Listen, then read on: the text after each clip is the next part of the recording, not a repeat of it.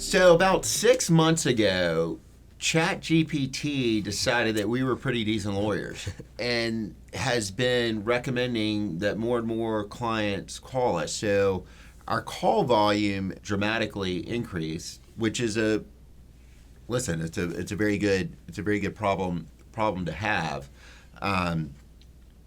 But it has made the process of properly vetting and going through those cases that we get a little more challenging. What makes it easier for you to assess a case based on that initial inquiry? Yeah, what I like to see, first of all, the first communication you have with a potential client is always super important, and it's their chance to tell us what their story is. And in these cases, we're looking for what specifically. Where's the negligence? And sometimes people can get wrapped up in all their emotions and they start telling a long story about an extended hospitalization and all these things. They felt like the doctors didn't treat them right, doing one thing or another. But it really helps us if at the outset you can sort of think about what went wrong, prepare a concise summary, and give us the facts in a concise way where we can, really understand what exactly it is that you're saying the doctor did wrong or the hospital did wrong. I think it's super helpful, and if it is a complicated series of events or a long series of events, if you can prepare a timeline, of some sort. We've had instances where clients give us a 1 to 2 page just summary of, here's all the providers I saw, and here's what I think they did wrong. And it helps us not only understand what the potential case is, but it also sort of gives us who the potential defendants are. We need to know what institutions are involved, and also just sort of the course of your treatment. But the more concise it is, the easier it is for us to determine whether it's a case or not. In order to assess the case, we need to be able to quickly understand what it is that's the likely error, and then what happened as a result of that error. And part of the case, we're assessing it based on the facts, not their emotion, not the client's emotion, but the jury, if and when the case goes to trial, the jury and certainly the other side, they're assessing the facts, but they're also assessing the client. And so what are some of the things that you want to see, from a potential client that go to that, that might affect the case? What are those sort of things that you're looking for when you're talking to somebody? Somebody who has something horrible happen or who has a big disadvantage and despite that is fighting through that and doing everything possible to make the best of a bad situation. And that's those are the things that I'm looking for in a client. Those kind of stories just really, it's what people like to see. And so those are just things you're thinking about. It's hard when you get an initial call. Sometimes we're the first people that they've talked to, and a lot of times people just want to be heard. If we can narrow it down to a certain negligent act or maybe just a few negligent acts, then it certainly makes our job easier. Right. I'm thinking of this woman who she lost her leg. Medically, it's a very complex case. I don't know that we would still be pursuing the case had she not given us the timeline that she did. Hers was 2 to 3 pages, and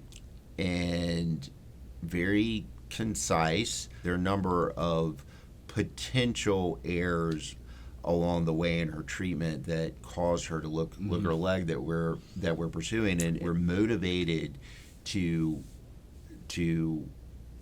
find the provider that committed the error that caused this, and find out what the missing puzzle piece is so much, because she is such a likable, deserving individual.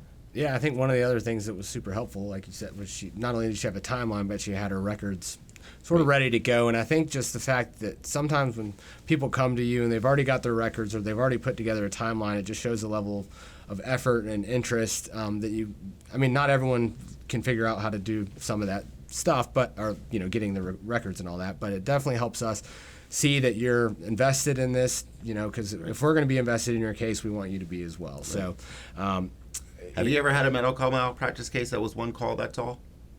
That was one call, that's all? No. I don't think we've ever had one that's been one call, that's all. I think we've had to make multiple calls on just about every case. None of them are ever clear cut. You might think it's the easiest case. You got wrong foot surgeries that you would think would be quick to resolve, and sometimes there's just other issues, and these cases are more complex than they might seem. And because of that, and because we need to speak to our clients numerous times, there's so much digging that we need to do. We're super lucky to have a great team that we work with. We've got 3 paralegals, all of which are 3 of the most dedicated individuals that I've ever had the privilege to work with, and get what we do and buy into the mission, and are just completely committed to serving. A lot of times you won't get an answer from the hospital as to what happened, and no one's listening to you, and so it's nice to have just someone talk to you sometimes, which I feel like they're very good at that, and we're very appreciative of that for sure. Yeah. So mistakes in medicine aren't always medical malpractice, are they? No, they're not. And the example I like to use about that, and we're doing this, it's the Super Bowl time, and it's the Patriots versus the Seahawks, which brings me back to when the Patriots played the Seahawks in 2015. And I'm sure if you asked Pete Carroll, he'll say that he made a mistake during their last Super Bowl by not just feeding the beast and let the beast give him 1 yard to get the touchdown and win the game.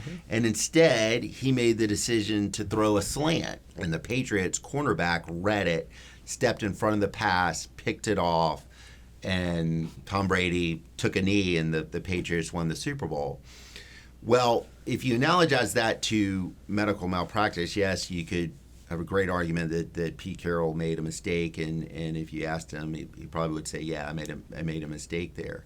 But that, in analogy to a doctor, would not make a medical malpractice case, because Pete Carroll had some justifiable reasons why he called that pass play. I mean, there were 4 downs. They had, I think, 1 timeout. At some point, he was going to have to throw the ball, and he decided he'd try to surprise them, throw it early in the series, because he couldn't give it to the beast every down. They'd run out of time. He had to throw it at least once, and so because he made a decision that, even though it turned out to be the wrong decision, it was a justified decision based on the facts and circumstances. It wouldn't have been a medical malpractice case. You don't see these things in the hindsight of 2020. You don't judge a medical malpractice case using hindsight and which is 2020. You judge it at the time. Was the decision the medical provider made reasonable at the time, or was a decision that no reasonable medical provider would have made under similar facts and circumstances? And if the decision was reasonable, not medical malpractice. It's typically only medical malpractice if no reasonable provider would have done what this doctor or this nurse did under the facts and circumstances at the time.